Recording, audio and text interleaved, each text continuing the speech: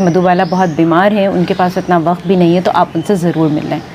दिलीप कुमार ने अपने सेक्रेटरी की बात मानी। यहाँ पर ये भी मैं आपको बताती चलूँ कि मधुबाला की जो पहली फिल्म थी 1942 में आई थी और उसका नाम था बसंत। उनके बारे में कहा जाता है कि रिकॉर्डिंग करना मुश्किल हो जाता था अगर वो एक दफ़ा हंस पड़े। मैं बात कर रही हूँ मधुबाला की।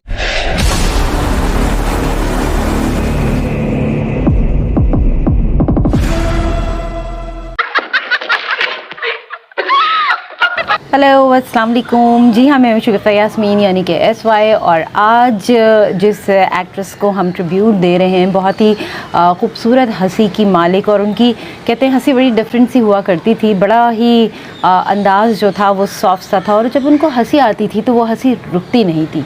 उनके बारे में कहा जाता है कि रिकॉर्डिंग करना मुश्किल हो जाता था अगर वो एक दफ़ा हंस पड़े। मैं बात कर रही हूँ मधुबाला की। मधुबाला नाम ही बहुत स्वीट, इतनी ही खूबसूरत वो ख़ुद भी थी, और आज भी मधुबाला का जो काम है वो हमें नज़र आता है।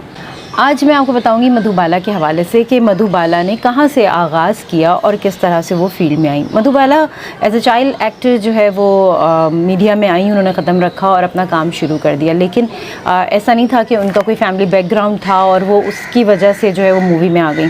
बहुत स्ट्रगल की, बड़ी मेहनत की और उसके बाद अपना एक मकाम बनाया। लेकिन उनकी लाइफ जहाँ पर देखने में लगता है कि बड़ी ही लग्जरियस होगी, ऐसा कुछ भी नहीं था, बल्कि उनकी लाइफ में बहुत सारी मुश्किलात थीं जिसका वो सामना करती रहीं और दुख और तकलीफ़ भी बर्दाश्त करती नहीं। यहाँ पर मैं आपको ये बताऊंगी कि मधुबाला का जो असल नाम था वो मुमताज़ जहान था। ये जो मधुबाला इनका नाम है ये फ़िल्मी नेम था। अच्छा जी, मधुबाला के जो थे वो 11 बहन भाई थे और मधुबाला का नंबर जो था वो 5वां था।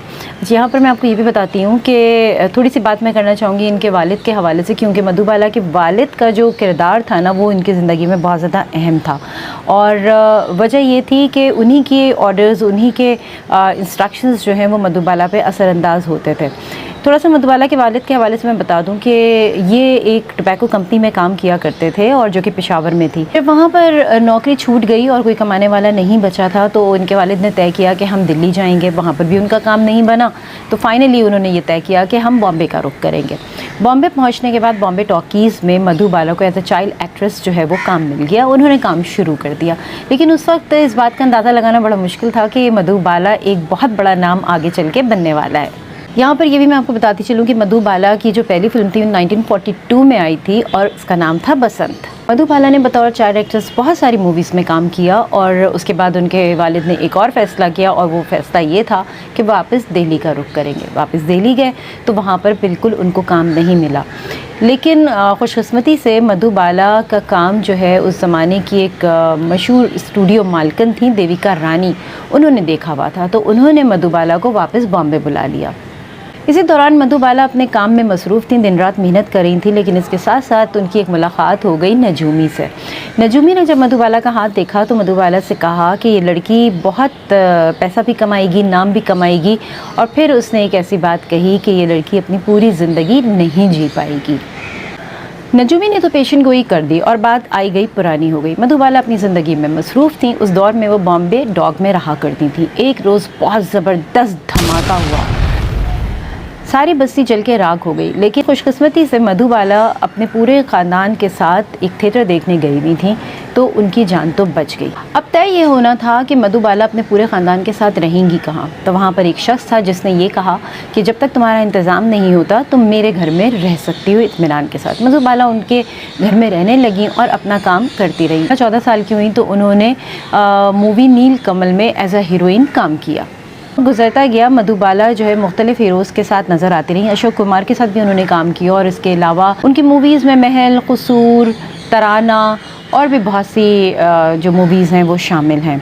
और फिर बस एक वक्त ऐसा था कि फिर मधुबाला ने कभी पलट कर नहीं देखा। मधुबाला खुशी खुशी अपनी ज़िंदगी गुजार रही थी, काम में मसरूफ़ थी कि अचानक से उनकी ज़िंदगी में एक जवार भट्ट आया। इस जवार भाटे का नाम पता है आपको? इस जवार भाटे का नाम था दिलीप कुमार। जी हाँ, दिलीप कुमार इनकी ज़िंदगी में आए और दोनों की एक रोमांटिक स्टोरी शुरू हो गई। देखने से लगता ऐसा था कि यूसुफ खान और मुमताज़ जहान दोनों बहुत जल्द शादी कर लेंगे। फिर अचानक से हो गया एक कोर्ट केस। अब आप जानना चाहेंगे कि कोर्ट केस क्या था? मैं आपको बताती हूँ। कोर्ट केस कुछ इस तरह से हुआ कि मधुबाला ने एक फ़िल्म साइन की और जब फ़िल्म उन्होंने साइन कर दी और कॉन्ट्रैक्ट साइन किया उन्होंने, उसके बाद पता चला कि जी इसकी शूटिंग के लिए शहर से बाहर जाना है। अब मधुबाला के जो फादर थे उनका असर उनकी ज़िंदगी में बहुत था। उन्होंने कहा नहीं भाई, लड़की तो शहर से बाहर नहीं जाएगी, जो शूट भी करना है वो यहीं पर करो। फिल्म मेकर ने बहुत समझाने की कोशिश की लेकिन इनके फादर नहीं माने, और जब वो नहीं माने तो उन्होंने तंग आकर कोर्ट केस कर दिया और गवाह के तौर पर पेश हुए दिलीप कुमार। दिलीप कुमार ने जो सच था वही कहा, यानी कि उन्होंने कहा कि हाँ जी ये कॉन्ट्रैक्ट साइन कर चुकी हैं और अब जो है ये जाने से मना कर रही हैं। इस बात पर मधुबाला केस हार गई और बस यहाँ पर इनकी मोहब्बत में दरार पड़ गई। इस दौर में मुग़ल आज़म की शूटिंग जारी थी, लेकिन कमाल ये था कि वो शूटिंग पूरी की गई और उस मूवी में कहीं भी पता नहीं चल सका कि इन दोनों की मोहब्बत में दरार पड़ चुकी है और इस फिल्म को इन्होंने बखूबी निभाया। इस शूटिंग के दौरान हुआ कुछ ये कि मधुबाला जो है चकरा के गिर पड़ी और उन्होंने खून की उल्टी कर दी। जब चेकअप करवाया गया तो पता चला कि मधुबाला के दिल में सुराख है। उस ज़माने में दिल के सुराख का इलाज जो था ना वो मुमकिन नहीं था।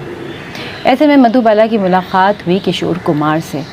किशोर कुमार और मधुबाला की मोहब्बत परवान चढ़ने लगी। किशोर कुमार ने मधुबाला से कहा कि मैं तुमसे शादी करना चाहता हूँ, लेकिन फिर इनके वाले साहब बीच में आए और उन्होंने कहा कि नहीं, पहले इसकी तबीयत को हम संभालते हैं, उसके बाद जो है वो हम तुम्हारी और इसकी शादी करवा देंगे। किशोर कुमार ने कहा कि पहले हम शादी करेंगे और उसके बाद फिर मैं इसको इंग्लैंड ले जाऊँगा इलाज के लिए और फिर उसके बाद हम वापस आएँगे। इंग्लैंड भी गई, शादी भी हुई, इलाज भी हुआ और ये वापस भी आ गई। कुछ अरसे के बाद मधुबाला ने सोचा कि क्यों ना मैं दोबारा से फ़िल्मों में काम करूं, और इस सिलसिले में राज कपूर से उनकी बात भी हो गई फ़िल्म चालाक के लिए। फिर हुआ कुछ यूँ कि मधुबाला की सेहत मुकम्मल तौर पर तो ठीक नहीं थी, तो शूटिंग जो है वो मुकम्मल नहीं हो पाई और मधुबाला बिस्तर से लग गई। एक दिन मधुबाला को पता चला कि दिलीप कुमार ने सायरा बानो से शादी कर ली है, तो मधुबाला ने उनके सेक्रेटरी को कॉल की और कहा कि यूसुफ से कहना कि मैं उनसे मिलना चाहती हूँ। उनके सेक्रेटरी ने दिलीप कुमार से बात की लेकिन दिलीप कुमार जो है वो मान नहीं रहे थे, तो फिर सेक्रेटरी ने कहा कि मधुबाला बहुत बीमार हैं, उनके पास इतना वक्त भी नहीं है, तो आप उनसे ज़रूर मिल लें। दिलीप कुमार ने अपने सेक्रेटरी की बात मानी और मधुबाला से मिलने चले गए।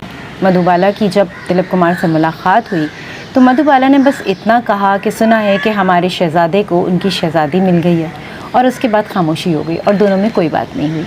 वही मधुबाला जो बात बात पे हंसती थी और उसको हंसी आ जाए तो शूट नहीं हो पाता था। हर हीरो कहीं ना कहीं मधुबाला के साथ काम करना चाहता था। वही हीरोइन बिस्तर पे लग गई और एक दिन इस जहान फ़ानी से रुखसत हो गई।